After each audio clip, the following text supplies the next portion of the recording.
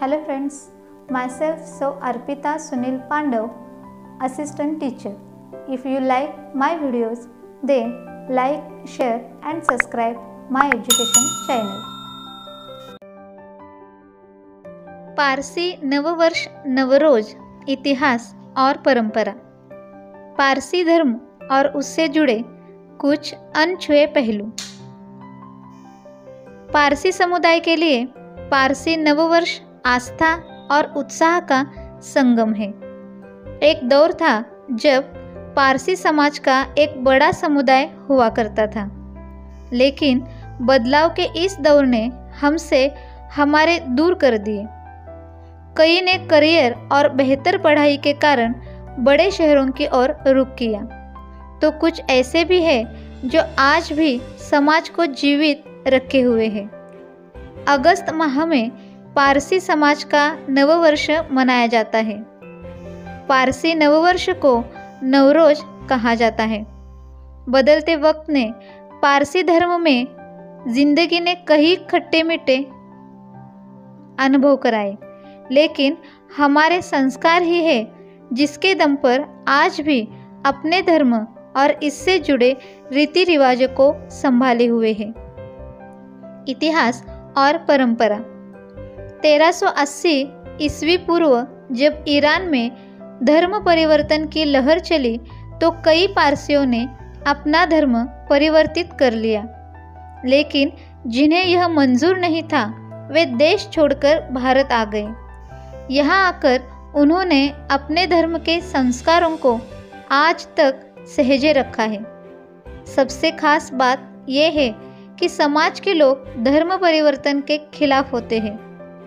अगर पारसी समाज की लड़की किसी दूसरे धर्म में शादी कर ले तो उसे धर्म में रखा जा सकता है, लेकिन उसके पति और बच्चों को धर्म में शामिल नहीं किया जाता है। ठीक इसी तरह लड़कों के साथ भी होता है।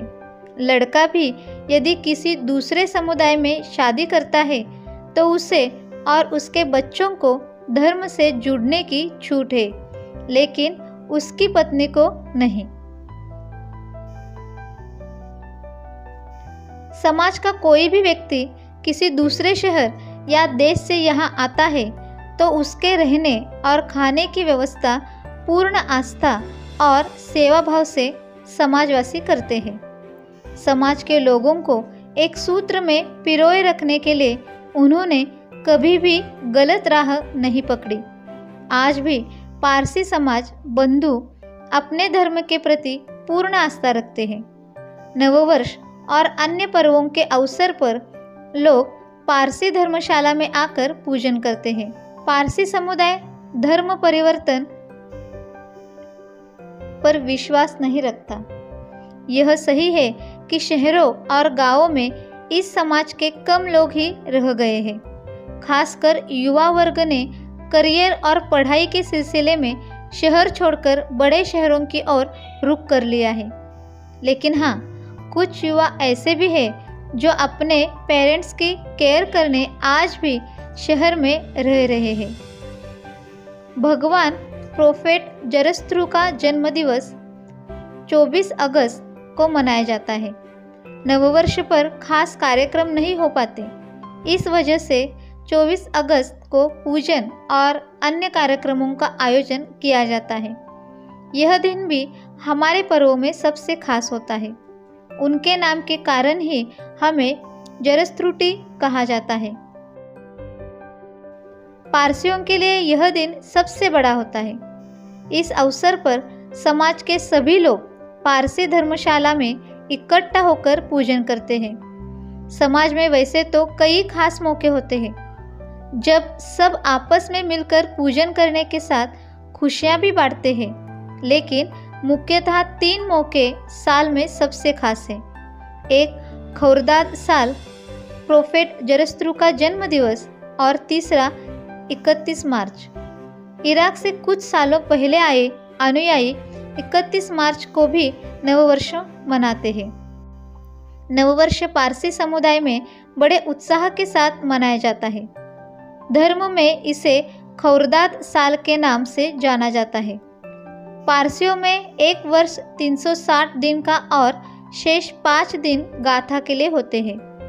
गाथा यानी अपने पूर्वजों को याद करने का दिन।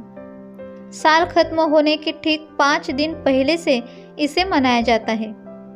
इन दिनों में समाज का हर व्यक्ति अपने पूर्वजों की आत्म शांति के लिए पूजन करता है। इसका भी एक खास तरीका है।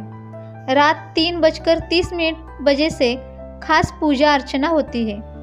धर्म के लोग चांदी या स्टील के पात्र में फूल रखकर अपने पूर्वजों को याद करते हैं। पारसी समाज में अग्नि का भी विशेष महत्व है और इसकी खास पूजा भी की जाती है। नागपुर, मुंबई, दिल्ली और गुजरात के कई शहरों में आज भी कई सालों से अखंड अग्नि प्रज्वलित हो रही है। इस जोत में बिजली, लकड़ी, मुर्दों की आग के अलावा तकरीबन 8 जगहों से अग्नि ली गई है।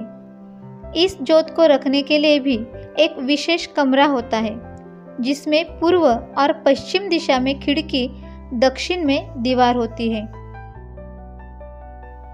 पारसी नववर्ष का त्योहार दुनिया के कई हिस्सों में हर्ष उल्लास के साथ मनाया जाता है, जिसमें Iran, Pakistan, Iraq, Bahrain, Tajikistan, Lebanon तथा भारत में भी यह दिन विशेष तौर पर मनाया जाता है।